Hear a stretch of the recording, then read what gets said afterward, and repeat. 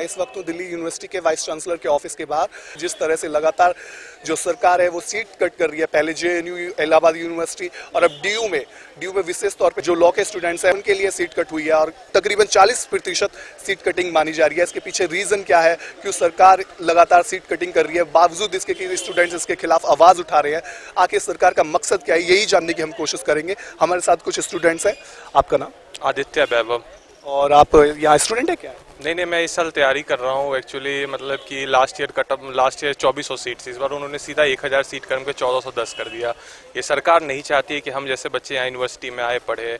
ये प्राइवेटाइजेशन को बढ़ावा दे रही है, जैसे कि अगर यहाँ नहीं होता तो हम प्राइवेट कॉलेज में जाएंगे। ये गवर्नमेंट हमें मतलब कि बताना चाहती है कि हम क्यों नहीं, मतलब कि पढ़ाई को ये ख़त्म करना चाहती है पूरा ख़त्म। ये सीधी बात है, आपने कभी सुना होगा हम सीधा तौर पे अपनी मोदी गवर्नमेंट से करना हो। वो कहते हैं स्किल इंडिया, कभी उन्होंने नॉलेज इंडिया की बात नहीं की।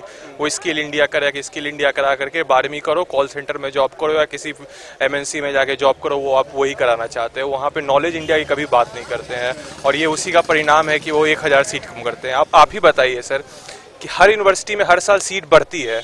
ये मैं मतलब कि बहुत अजीब है कि हर यूनिवर्सिटी में हर साल सीट बढ़ती है, या 1000 सीट कम कर दी। मतलब कि कोई इनके पास लॉजिक नहीं है। पहले तो चलो ये कुछ हो भी सकता था, लास्ट ईयर उन्होंने बोला हमारी बिल्डिंग नहीं है। अब आप यहाँ देखें, नई बिल्डिंग भी यहाँ बन गई है, न्यू लॉ फैकल्टी भी बन गई, उसके बावजूद भी इन्होंने 1000 सीट कम कर दिया। और मैं जब अंदर जाता हूँ तो ये बोलते हैं कि है ना, ये आपकी इशू है, ये हमारी भी इशू है, हम इसे कनेक्ट कर पा रहे हैं और ये जेन्युइन इशू है, जेन्युइन सवाल है, हम इसको आगे करेंगे, आगे इसको फॉरवर्ड करेंगे और हम रिसीविंग देते हैं।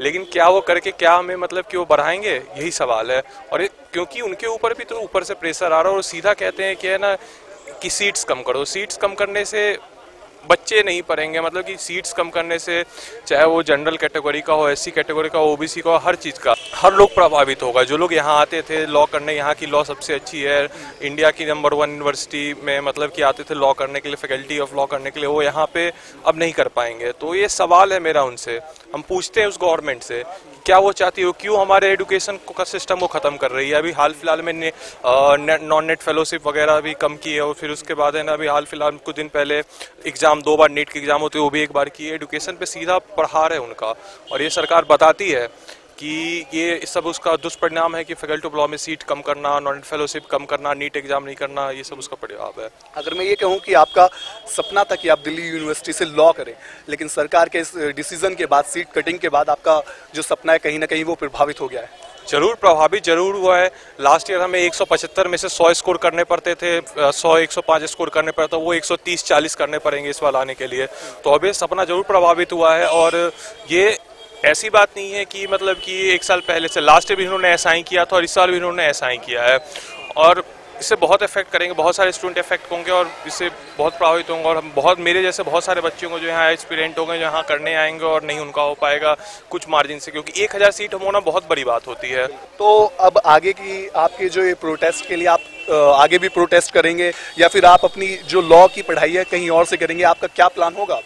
नहीं जी, हम संघर्ष हमारा नारा है और संघर्ष करके हम जीतेंगे।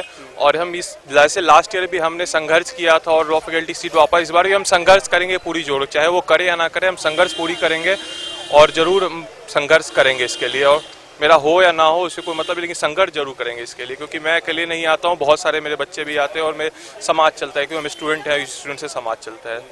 यही बात होती है कि देश के भविष्य की, कि जैसे इन्होंने साफ तौर पे कहा कि हम संघर्ष करेंगे, हम कहीं और एडमिशन नहीं लेंगे। और बेशक से सरकार इनकी बात को सुन ना रही हो, वो उनका जवाब सही तरह से एक्शन ना ले रही हो, लेकिन उन्हें उम्मीद है कि वो एक दिन जीत कायम करेंगे और जो ये सरकार की जो ये सीट कटौती है इसके खिलाफ वो हमेशा आवाज़ उठाते रहेंगे। कैमरा पर्सन नितिन के साथ मैं अंकित नागर, नेशनल दस्तक, डीयू।